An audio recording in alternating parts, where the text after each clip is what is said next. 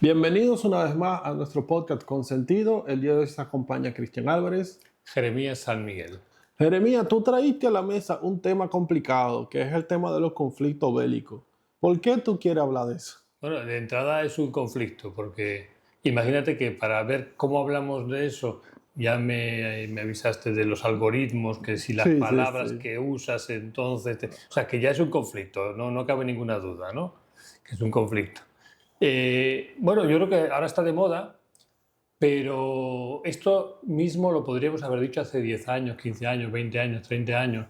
Siempre hay un conflicto. Parece que siempre, ¿no? Que siempre este es el más grande, siempre este es el peor y siempre este es el más peligroso. Y siempre se va a acabar el mundo. Efectivamente. ¿No? Y además es muy curioso porque las noticias abruman cuando aparecen estos conflictos, abruman. Llega un momento que empiezan a bajar y como que ya entra en la rutina, ya no es tan importante, ya no desasosiega tanto. Todo, a mí es algo que me llama la atención, ¿no? Es un fenómeno pareciera de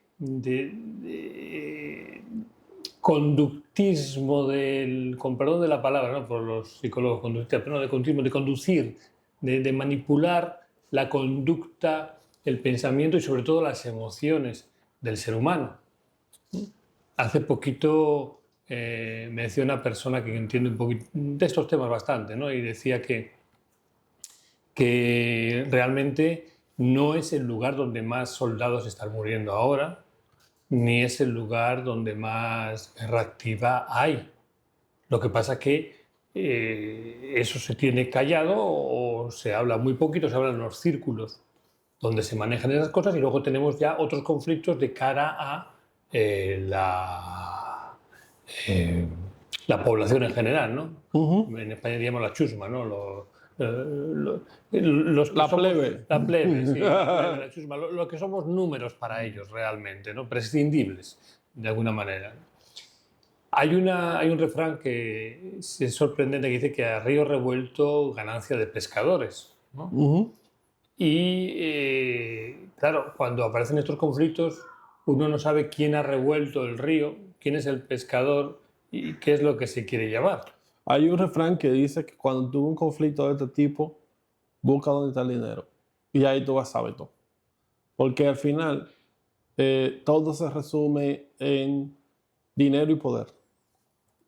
O sea, se han tomado muchísimas excusas. O sea, desde que empezamos a ver estos conflictos de épocas antiguas, tú siempre veías una excusa para empezar el conflicto y para manejar el conflicto, pero detrás siempre había alguien que ganaba o perdía poder y otro que ganaba o perdía poder dependiendo del resultado. Siempre hay dos bandos que ganan, o la parte económica o la parte de poder geopolítico, como se le dice ahora. Claro. Por ejemplo, hablando de eso, fíjate que no tenemos que irnos muy lejos. Hace menos de 4 años inició un conflicto, Ucrania y Rusia.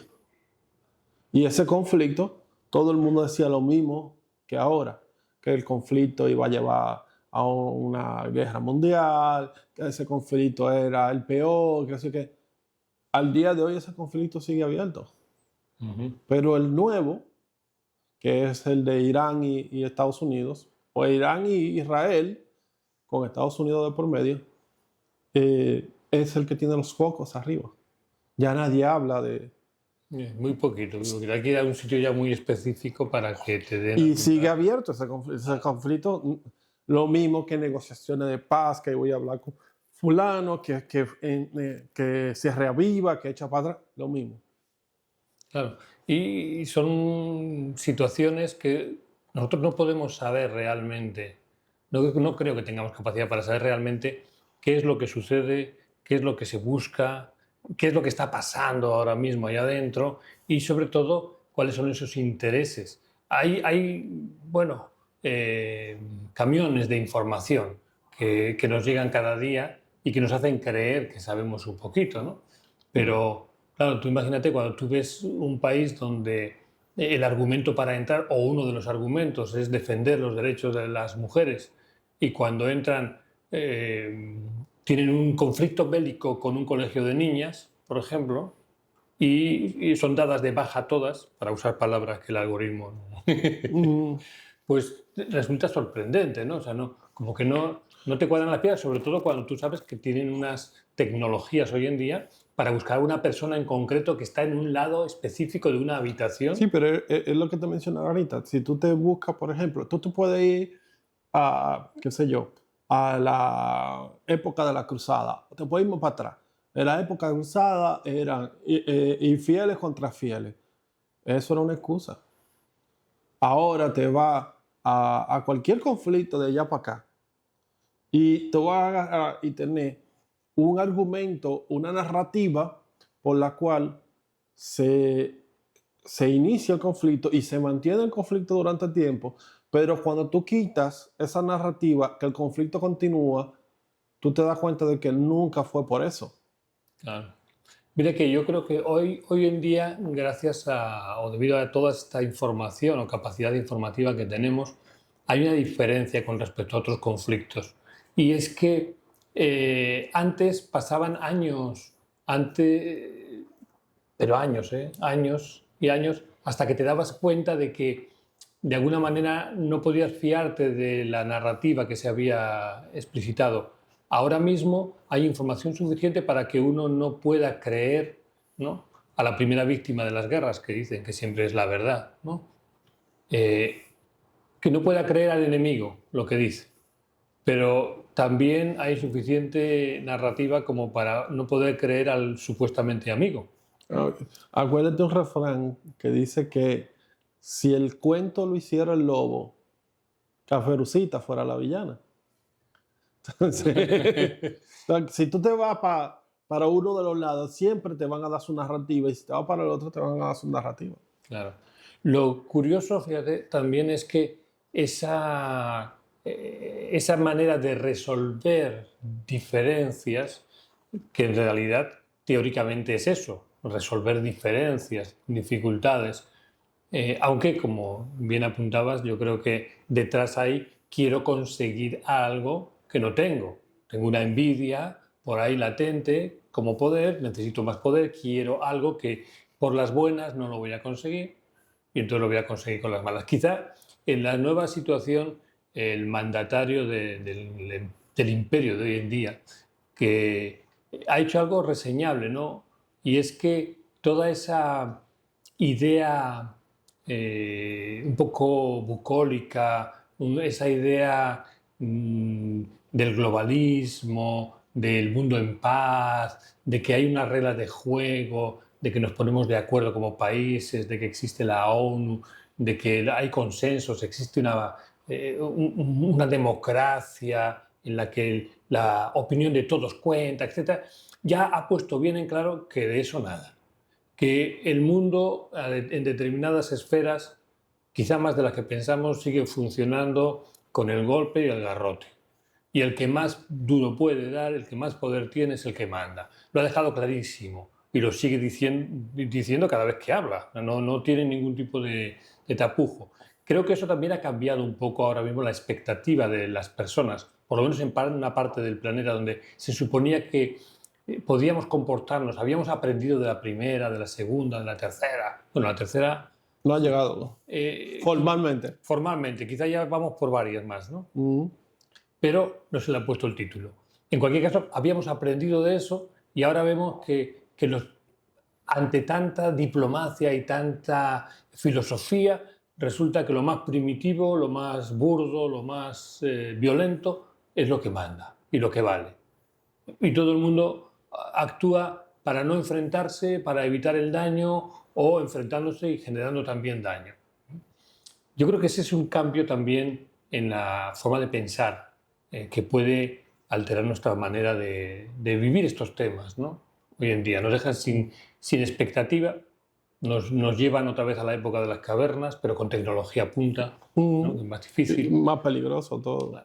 Y no puedes confiar en nada de lo que te dicen porque las mentiras se van ya son parte de la narrativa normal. Y ahora se va a poner más complicado porque tú puedes hacer videos 100% con inteligencia artificial y poner tu propia narrativa y tú no darte cuenta cuáles son la verdad y cuáles son las mentiras. Claro. Y mientras una persona puede invertir muy poquitos dólares en hacer una película en IA para educar a los niños, las personas que se dedican a esos hechos violentos no tienen límites de recursos, No. ni a nivel tecnológico, ni de personal, ni de nada, ¿no? Y al final se ha aplicado o se ha demostrado que una de las reglas más antiguas que existe al día de hoy sigue vigente, que es la regla del oro. El que tiene el oro manda. Sí. Y en este caso, como tú dices, sin tapujo, él también lo está diciendo. O sea, yo tengo el poder, yo soy el que dicto la pauta. Ha habido intentos de frenarlo, pero hay puntos donde simplemente lo están dejando actuar. Y a veces en los estados que estamos se permite la tropelería y luego se censura, pero se ha permitido primero. O se pasa censurando sin hacer nada. Ajá. Al final, yo lo que veo, mira, yo aprendí algo, lo aprendí con el conflicto bélico pasado, y es que hay mucho detrás. E incluso hay muchas cosas que se utilizan para manipular no solamente el sentir de los pueblos, sino otros aspectos, como por ejemplo los aspectos económicos. Yo lo vi mucho con el mercado financiero, donde cada vez que había una noticia, ocurrió un evento fuerte en el mercado financiero hasta que las noticias dejaron de producir ese efecto. Y entonces, cuando las noticias dejaron de producir ese efecto, quiere decir que la masa entendió que, ok, esto no va a pasar de ahí. Entonces, ¿por qué alarmarme? Ellos empezaron a cambiar la narrativa y empezaron a buscar otras cosas para generar ese efecto, o sea, o desplomo la bolsa de valores, o aumento el valor de un activo mediante una noticia. Y cuando esas noticias sobre ese conflicto dejaron de generar situación, se mudaron. Vamos a buscar otra noticia. Y ahora mismo está pasando lo mismo. O sea, aquí, cada vez que hay una noticia, hay un activo que coge valor, o se desploma la bolsa, o pasa algo. Claro, y el que sabe la noticia que se va a dar se hace de dinero. Va con ventaja, ¿no? Se hace de dinero. Porque en definitiva muchas veces este tipo de conflictos son solamente un argumento para poder movilizar otros intereses. La lástima es que, claro, esos argumentos, quien los precipita, los favorece, etcétera, puede conseguir una gran ventaja, pero a costa de una cantidad de sufrimiento y de dolor tremendo. Es que lo que siempre se ha dicho es que para los dirigentes, todo esto lo hacen con un fin, y lo que ocurre en el medio para ellos son simplemente números. O sea, estos conflictos bélicos normalmente son conflictos donde mandan a jóvenes que no quieren estar ahí a matarse, mientras algunos viejos, es lo que dice el refrán, que quieren, son los que generan el conflicto, dirigen desde lejos y nunca entran en peligro. Claro. Entonces, curiosamente, si nos vamos a la historia de la humanidad, hay sospechas, porque tampoco hay una certeza, de que cuando convivían diversas especies de humanoides en el planeta, fueron extinguiéndose algunas. Hay algunas, porque hay opiniones diversas dentro de la antropología, pero hay algunas tendencias que sospechan que el contacto con lo que ahora sería el Homo sapiens, que seríamos nosotros los descendientes, pues no le fue muy bien a los demás. Parece que esa forma de resolver los conflictos ya se resolvían. Ya lo resolvían de una vez allá, ¿no? Quizás nos deberíamos preguntar si eso es parte de la naturaleza humana o si es un hábito añadido,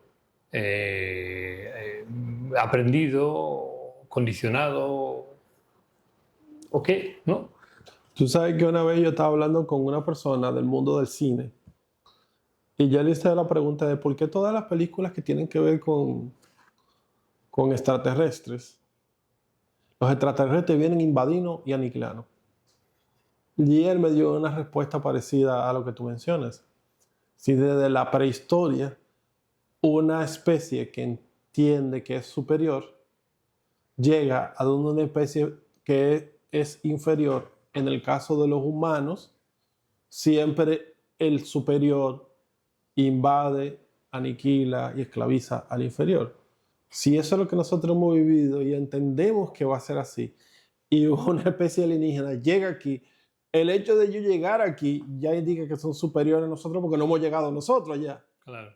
Entonces, lo que nos espera a nosotros es que ellos hagan con nosotros lo mismo que nosotros hemos hecho con los que entendemos que son inferiores a nosotros. Y estamos actuando en consecuencia. Claro. Y eso es como la manera de pensar del ser humano intrínsecamente. O sea, en la medida en que se piensa así, también de alguna forma se va haciendo que sea así, ¿no? Yo quisiera plantear otra hipótesis, otra visión, ¿no? Desde diversos puntos filosóficos y de las tradiciones más antiguas se habla de la bondad natural del ser humano, ¿no? El Lao Tse es un exponente en lo que es la cultura o la civilización china. Hay una bondad superior, hay una bondad natural, que es la que permite la cooperación suficiente como para que lleguemos a ser como somos ahora, 8.000 millones de personas, y haber creado todo lo que se ha creado, que es mucho. Haber investigado todo lo que se ha investigado en base a la colaboración y a la bondad de cada uno, aunque a veces le hayan obligado a poner la bondad por la fuerza, ¿no? Por nuestra historia. Ahora, cuando tú dentro de las posibilidades que tenemos, y tenemos la posibilidad de la violencia, porque puede ser necesaria en un momento determinado, ¿no? Un acto violento es, por ejemplo, una operación quirúrgica, pero le puede salvar la vida a una persona. Es una violencia canalizada de una manera creativa y saludable la mayor parte de las veces.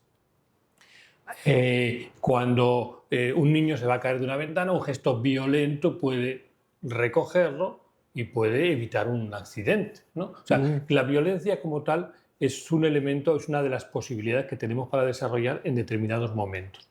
Ahora, como todas esas posibilidades de lo que los chinos dirían el Shen, ¿no? La medicina china, yo puedo crear una adicción por una de ellas porque me es rentable. Es cuestión de potenciar, repetir, y puedo convertir a una persona en miedosa, en violenta, en deprimida, en obsesiva, en melancólica. Bueno, es cuestión de repetir patrones y hace que toda la atención se vaya hacia eso y se desatiendan las otras posibilidades de sentir. ¿Qué característica tiene la violencia? La violencia, que en la medicina china sería el Hun, rige la visión. Cuando en la violencia se promociona demasiado y somos presa de ella, nosotros somos capaces de ver el entorno, pero porque estamos alerta, estamos en estado de estrés, pero no somos capaces de vernos a nosotros mismos. Por eso uno se va encolerizando y los demás lo ven muy encolerizado y la persona misma se ve tranquila, incluso, un poquito alterado nada más, porque la visión ha cambiado. Esa visión es la que nos permite ver a los demás también de una manera deformada, que es una de las estrategias que en estos conflictos se promocionan y es como se forma a las personas que participan en ellos y que luego se lleva a lo civil, porque casi toda la tecnología y movimientos de casi todo lo que hay, la promoción más fuerte se ha hecho y se hace en las milicias, todo lo que tiene que ver con el desarrollo bélico. Y luego los sobrantes pasan, como fue en la historia del Internet, del microondas, etcétera, etcétera, pasa a la población civil ya a sacarle una rentabilidad, ¿no? A democratizarlo de alguna forma y también seguir investigando en ello. Entonces, el Hun, cuando está alterado, no nos permite ver, nos permite deformar. ¿Y eso se potencia cómo? Fíjate que cuando aparece un conflicto, una de las cosas más importantes es la información. Y lo que se busca, y es lo que vamos a ver cómo se aplica a lo civil, es deformar la imagen del otro, demonizar al otro. y te empiezan a contar barbaridades y no importa que sean ciertas, que sean mentiras, todo lo peor que tú te puedes imaginar sobre el otro, de tal manera que llega un momento en que el otro no es ni persona. Cuando nos decían como crítica que en la Edad Media, cuando se descubrió América, no se consideraba que no tenían alma los indios, pues bueno, en otra época también se consideraba que no tenían los negros, las personas de raza negra, en otra época los gitanos, en otra época siempre el vecino de enfrente es un desalmado. La propia palabra lo explica, ¿no? Desalmado. Esa forma, esa narrativa empieza a manipular nuestro pensamiento y nos va a generar conductas violentas, además sin remordimiento de conciencia. En la historia bélica, por ejemplo, una de las dificultades que tuvieron algunos soldados cuando se tuvieron que enfrentar en algunos países a soldados mujeres, porque eran fundamentalmente hombres, era eso, que veían a una persona, les llamaba la atención que no fuera un hombre, sino una mujer, entonces entraban ya en ya no ver un animal que les ataca, sino otro ser humano, y entraban en desventaja, ¿no? Tuvieron que resolver eso, obviamente. De alguna manera lo resolvieron. Claro. Pero es un ejemplo que creo que nos muestra cómo se trata de cambiar la visión del otro. La moraleja, estar alerta para no ser presa de todas esas conductas belicistas, manipuladoras, de esas conductas de deformación del otro que se están cociendo en nuestra cultura, en nuestros medios de comunicación, y mantener un poquito de cordura para no sea que hagamos lo mismo que estamos viendo en grandes dimensiones, pero en nosotros en pequeñas. Yo creo que al final llegamos a la misma conclusión de algo que hemos repetido en innumerables situaciones, es que uno debe de estar presente y ser crítico de la información que uno está consumiendo, para no dejarse ir con lo primero que nos brindan, sino tener nuestro propio criterio y poder así mantenernos, vamos a decir que en consonancia con nosotros mismos. Nada, yo creo que ha sido un buen capítulo. Nada, se despide Cristian Álvarez. Jeremías San Miguel.